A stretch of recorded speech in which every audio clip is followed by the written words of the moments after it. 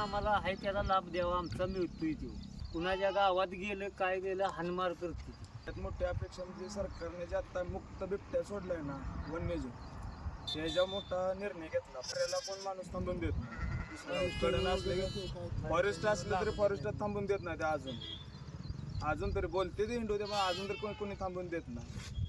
सरकारने एवढं बिबट्या नियंत्रण केलं पाहिजे, कारण की दिवसाचं हानी करतोय त्याचा काय आम्हाला पंचनामा सकट होत नाही. त्याची भरपाई द्यावी अशी. तशी गोष्ट दुसरी गोष्ट राहिली, पण आपली भरपाई हानी एकदम जास्त जनावर जर दगवली एकाएकी, आजार आहे जनावरात, त्यांना आपल्या सरकारनं आपली भरपाई द्यावी. नमस्कार, मी अविनाश विजय भोसले, युवा मराठी न्यूज चॅनल प्रतिनिधी.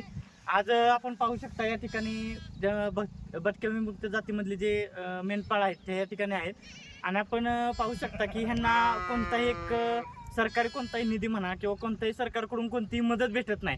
प्रत्येक वेळेस ऊन वारा पाऊस कोणताही ऋतू असू द्या, ह्यांना ही मेंढरे घेऊन बऱ्याच ठिकाणी गावं बदलत जावं लागते. आज ह्या गावामध्ये तर उद्या त्या दुसऱ्या गावामध्ये असतील, असं ह्यांना बरंच हाल सहन करावं लागतात. आणि ह्यांनी आता सांगितल्याप्रमाणे ह्यांना म्हणजे ह्या ज्या मेंढऱ्या आहेत त्या मेंढऱ्यांचं ह्यांना खूप काय करावं लागतं. आत्ताच ह्यांनी औषध दिलं ह्यांना, परत त्यांच्या औषधाचं खाण्याचं पिणं सगळं ह्यांना बघावं लागतं. आणि ही एकाच ठिकाणावर नाही तर अनेक ठिकाणी जाऊन अनेक लोकांच्या बोलणं खायचं, अनेक लोकांचे समस्या नाही करायचं, अनेक लोकांच्या जे काय बोलतं ते ऐकून घ्यायचं. एवढ्या सगळ्याला पूर्णपणे वैतागून आणि सगळं मात करून हा समाज मेंढर हे करत असतोय. तर सरकारला एक विनंती आहे की लवकरात लवकर ह्या भटक्या जातीसाठी काय ना काहीतरी एक उपाययोजना करावी आणि लवकरात लवकर ह्यांना ह्याच्यातून थोडंसं हे करावं. आणि जे बेघर आहेत म्हणजे ह्या लोकांना काही लोकांना अजून घरं पण नाहीत, प्रत्येक ठिकाणी फिरत असतात, तर त्यांना घराचं पण काहीतरी एक हे करून द्यावं.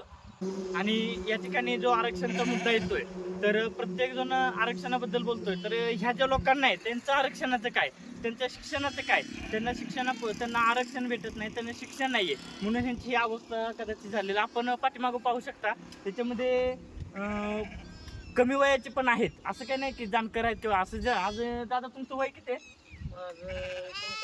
शिक्षण किती आहे तुमचं? 7वी.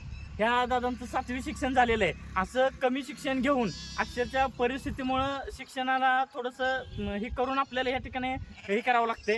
तर कुठेतरी सरकारने ह्यांची दखल घ्यावी आणि यांना ताबडतोब सरकारकडून ज्या काही उपाययोजना होतील त्या मिळाव्या. आणि आपण पाहू शकता की पाऊस जर आला तर पावसाचा आपण सगळेजण घरात असतोय, पण हे जे लोक आहेत हे ह्यांची मेंढरं आणि ह्यांचे छोटेसे झोपडं हे ह्याच्यामध्ये राहत आहेत. तर ह्यांची कुठेतरी एक सोय व्हावी आणि ज्यांना जे फिरायला लागतंय ते जेणेकरून फिरायला लागू नये एवढीच सरकारला एक विनंती आहे. त्यांच्यासाठी काहीतरी एक उपाययोजना करावी.